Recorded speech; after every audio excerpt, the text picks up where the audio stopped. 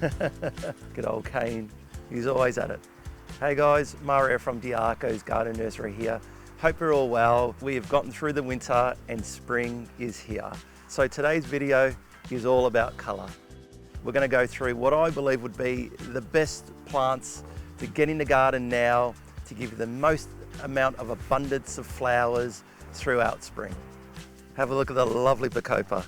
Bacopa flowers for 9 months of the year. It's a ground cover, great for underplanting. It's really good for hanging baskets as well because it kind of trails over the edges of the basket. Right next to the Bacopas, we've got the lovely Saxifragas. These things are amazing and they just flower and don't stop flowering. Get them in a lot of different colours. There's whites, there's pinks, there's reds, there's scarlet.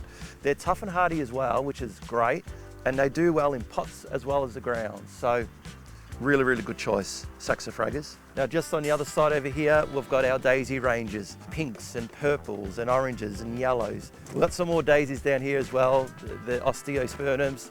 Have a look at the colour on these, just bursting out. Extremely tough and hardy as well, which is really good. When spring hits, everything wakes up again.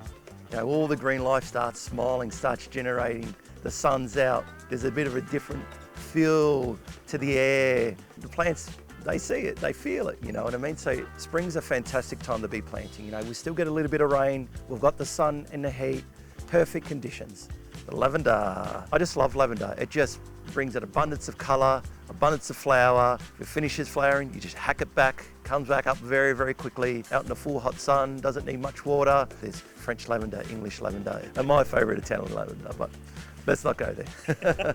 And there's our French lavender. French lavender grows a lot taller than the Italian lavender. So if you've got areas that you really want to fill up, French lavender is fantastic for that. This is the Viburnum Tinus. So this is a larger growing shrub, can be used for screening, even hedging. Doesn't need much water. I've seen people actually put these in pots as well and shape them like a rounded ball. Have a look at all the flower just popping out. The azaleas, they're just bursting.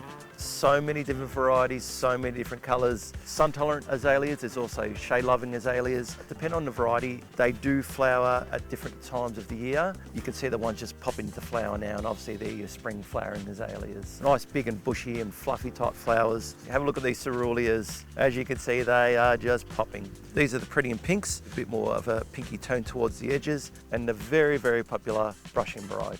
They start to flower in winter and they'll continue flowering all the way through to the end of spring, which is just amazing. Just about the pop, this is the Michelia Inspiration. Michelia Inspiration gets this beautiful, lovely single white flower. Grows about 3 to 5 metres. The abundance of colour this gives you throughout spring is just amazing. If you've got an area that you just want to fill up and add a bit of colour, this is the perfect plant for you.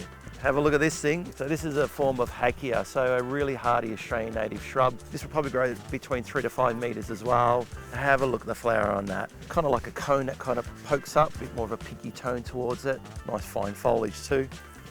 Hope you got a lot out of that video, guys. Thank you very much for watching, and hopefully you're going to be in the garden this weekend, really adding to your garden to really spruce it up for spring. Until next time, ciao ciao. Remember to like, share and subscribe. Ciao ciao.